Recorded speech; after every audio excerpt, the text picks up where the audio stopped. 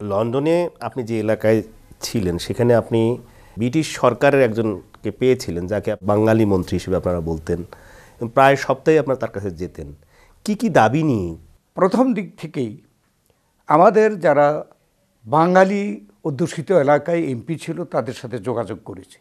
তার মধ্যে প্রধান ব্যক্তি ছিলেন মিস্টার পিটার শোর।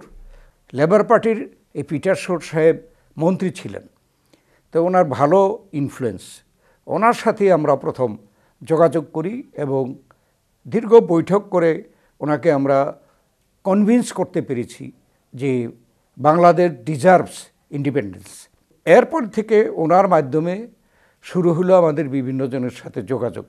এরপরে আরও অনেক এমপি, একজন থেকে শুরু করে আমরা 252 জন পর্যন্ত আমাদের বাংলাদেশের পক্ষে স্বাক্ষর দিয়ে পার্লামেন্টে বিল উত্থাপন করেছে। এই রকমের রেকর্ড আমাদের কাছে আছে। তো যাই হোক, আমরা শুধু এমপিদেরকে না, সংবাদপত্রের সকল পর্যায়ের কর্মকর্তাদের সাথে, সাংবাদিকদের সাথে, এডিটরদের সাথে আমরা আলাপ করেছি। বিভিন্ন এমবিসির অ্যাম্বাসেডরদের সাথে গিয়ে আমরা আলাপ করেছি। ব্রিটেনে তখন কনজারভেটিভ পার্টি পাওয়ারে, কিন্তু আমরা দেখেছি কনজারভেটিভ পার্টি আমাদেরকে সহযোগিতা করেছে। লন্ডনে তো ছিল মুক্তিযুদ্ধের আন্তর্জাতিকভাবে সংগঠিত করার একটি কেন্দ্র। সেখান থেকে আমেরিকা, ইউরোপের অন্যান্য দেশ আপনারা এই কাজগুলো করার ক্ষেত্রে প্রথম দিকে কিভাবে করতেন এবং কোনো জায়গায় সংকট হতো কিনা? আমরা লন্ডনে মিশন প্রতিষ্ঠা করেছি, যেটা একদমই মনে করা হতো যে ইম্পসিবল। আলাপ আলোচনা করে সিদ্ধান্ত নিলাম যে আমরা মিশন প্রতিষ্ঠা করব। তখনও তো বাংলাদেশ স্বাধীন হয়নি। স্বাধীন হয় নাই, যে জন্যে বললাম যে সেই সময় কনজারভেটিভ পার্টি পাওয়ারে আমাদের এই ধরনের কাজে তারা সমর্থন করার কথা না। তারা পর্যন্ত রাজি হইল যে তোমরা করবা, as if we do not know. আমরা জানি যে পাকিস্তান থেকে আমাদের উপরে ভীষণ প্রেশার দেবে, আমরা শুধু বলবো জানি না, এবং তারা সেইভাবে আমাদেরকে অ্যালাউ করেছে। আমরা একদম লন্ডনের কেন্দ্রীয় জায়গায়, অত্যন্ত গুরুত্বপূর্ণ জায়গায় আমরা বাংলাদেশ মিশন প্রতিষ্ঠা করেছি। মুক্তিযুদ্ধের সময়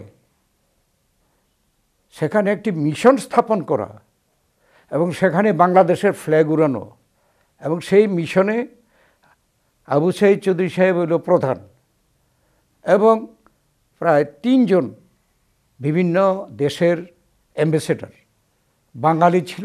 তারা পাকিস্তানের সাথে সম্পর্ক ছেদ করে লন্ডনে চলে আসছিল, তাদেরকে সেখানে আমরা বসিয়েছি।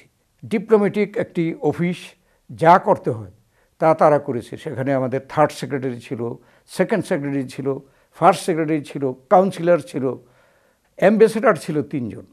একটা দেশের মুক্তিযুদ্ধকে সারা বিশ্বব্যাপী তুলে ধরার জন্য, তার পক্ষে সাপোর্ট নেওয়ার জন্য আমরা এরই মধ্যে 3টি বই, ছোট ছোট বই ছাপিয়েছি।